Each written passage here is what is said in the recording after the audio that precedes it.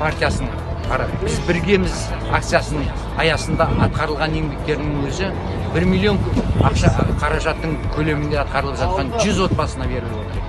Алла разы болсын. Біз алғысымызды халықтың атынан, еліміздің атынан, оның тапқанына береке, кетпес дәулет, кең пейіл берейік.